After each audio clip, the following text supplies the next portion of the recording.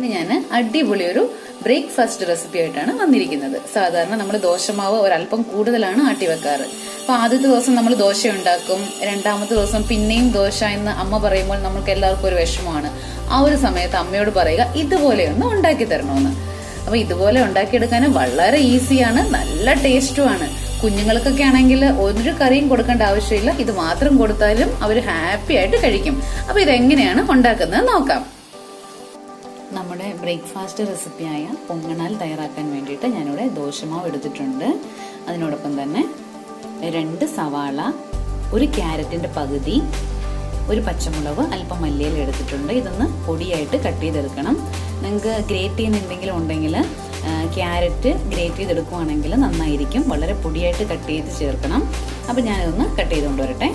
പൊടിയായിട്ട് ഞാൻ കട്ട് ചെയ്തെടുത്തിട്ടുണ്ട്. അത് ഇതിനകത്തേക്ക് ചേർക്കുവാണ്. അപ്പം തന്നെ ആവശ്യത്തിന് ഉപ്പും കൂടെ ചേർത്ത് കൊടുക്കുവാണ്. നന്നായിട്ട് മിക്സ് ചെയ്ത് കൊടുക്കുക. നമ്മുടെ മാവിന് കട്ടി കൂടിപ്പോയി എന്ന് തോന്നുവാണെങ്കിൽ അല്പം വെള്ളവും കൂടെ ചേർത്ത് കൊടുക്കാം. നന്നായിട്ട് മിക്സ് ചെയ്തെടുത്തിട്ടുണ്ട്. വളരെ ഈസി ആയിട്ട് നമുക്ക് ഉണ്ടാക്കിയെടുക്കാം. കുഞ്ഞുങ്ങൾക്കൊക്കെ ഒരുപാട് ഇഷ്ടപ്പെടുകയും ചെയ്യും. പിന്നെ ദോശമാവ് ബാക്കി വരുമ്പോൾ പിന്നെയും ദോശ കഴിക്കുക എന്ന് പറഞ്ഞാൽ കുറച്ച് ബുദ്ധിമുട്ടുള്ള കാര്യമാണ്. ഇങ്ങനെ ഉണ്ടാക്കുവാണെങ്കിൽ നല്ല ടേസ്റ്റും ആയിരിക്കും, നല്ല ഹെൽത്തിയാണ്. അപ്പം എനിക്ക് മാവിനകത്തേക്ക് ഒരു അല്പം കൂടെ വെള്ളം ചേർത്ത് കൊടുക്കുവാണ്. ശകലം മിക്സ് ചെയ്ത് കൊടുക്കാം. അപ്പം ഇത് നമുക്ക് ഉണ്ടാക്കിയെടുക്കാം. അതിന് വേണ്ടിയിട്ട് ഉണ്ണിയപ്പം ഉണ്ടാക്കുന്ന ആ ഒരു പാത്രത്തിലാണ് നമ്മൾ ഉണ്ടാക്കിയെടുക്കാൻ പോകുന്നത്. അപ്പോൾ നമുക്ക് സ്റ്റൗ ഓണാക്കി പാൻ വെച്ച് കൊടുത്തിട്ടുണ്ട്. നമ്മൾ ഉണ്ണിയപ്പമൊക്കെ ഉണ്ടാക്കാൻ എടുക്കുമല്ലോ, അതുപോലുള്ളൊരു പാനാണ് ഇപ്പോൾ ഉപയോഗിച്ചിരിക്കുന്നത്. അതിനകത്തേക്ക് അല്പം ഒരുപാട് എണ്ണ ഒഴിച്ചു കൊടുക്കരുത്, അല്പം മതിയാവും. ജസ്റ്റ് ഒട്ടിപ്പിടിക്കാതിരിക്കാൻ വേണ്ടിയിട്ട് ഇങ്ങനെ എണ്ണ ഒഴിച്ചു കൊടുത്ത ശേഷം ബ്രഷ് കൊണ്ട് ഒന്ന് ചുറ്റും മൊത്തം ഒന്ന് തേച്ച് കൊടുക്കുക. അത്രയേ ഉള്ളൂ. അപ്പം ഞാൻ മുഴുവനും ഹോൾസിലും എണ്ണ ഒഴിച്ചിട്ട് ഒന്ന് തേച്ച് കൊടുക്കുവാണ്.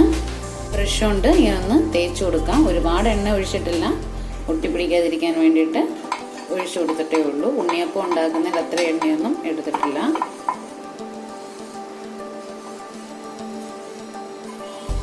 അപ്പം നമുക്ക് മാവ് ഒഴിച്ചു കൊടുക്കാം. 3/4 ഭാഗത്തോളം മാവ് ഒഴിച്ചു കൊടുക്കാം.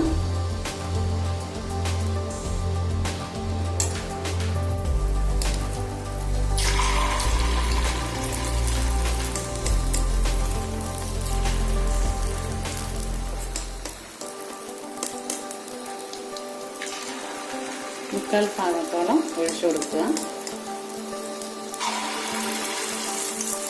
എല്ലാത്തിലും ഞാൻ ഒഴിച്ചു കൊടുക്കാൻ പോവാണ്. മാവ് ഒഴിച്ചു കൊടുത്തിട്ടുണ്ട്. അപ്പോൾ ഒരു മീഡിയം ഫ്ലെയിമിൽ വെച്ചിട്ട് ഇത് റെഡിയാക്കി എടുക്കുക. മൂടി വെക്കണമെന്ന് നിർബന്ധമില്ല, മൂടി വെക്കുവാണെങ്കിലും കുഴപ്പമൊന്നുമില്ല. അപ്പോൾ നമുക്ക് റെഡിയാവുന്നത് വരെ വെയിറ്റ് ചെയ്യാം. ഒരു ഭാഗം റെഡിയാകുമ്പം മറുഭാഗം തിരിച്ചിടാം.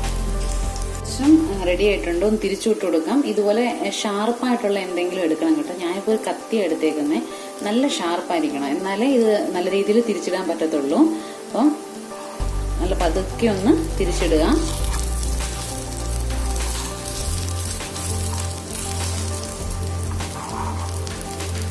ഇതുപോലെ എല്ലാം തിരിച്ചിട്ട് കൊടുക്കാം.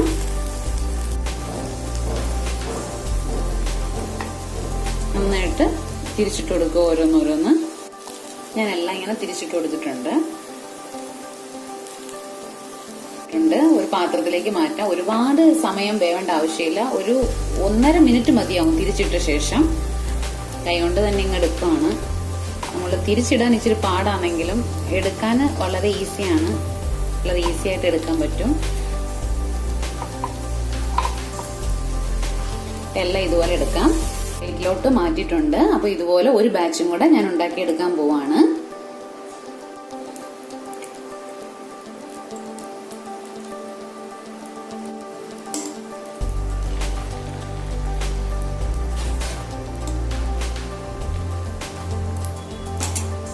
എല്ലാം ഉണ്ടാക്കിയിട്ട് പാത്രത്തിനകത്തേക്ക് മാറ്റിയിട്ടുണ്ട്. അപ്പോൾ ഇതുപോലെ ഉണ്ടാക്കി നോക്കുക ഒരു പ്രാവശ്യം. ദോശമാവ് ബാക്കിയാവുന്ന സമയത്ത് ഇതുപോലെ ഉണ്ടാക്കുക. അപ്പോൾ നിങ്ങൾക്ക് എൻ്റെ വീഡിയോ ഇഷ്ടമായെങ്കിൽ ലൈക്ക് ചെയ്യുക, ഷെയർ ചെയ്യുക, അതിനോടൊപ്പം തന്നെ സബ്സ്ക്രൈബ് ചെയ്യുക.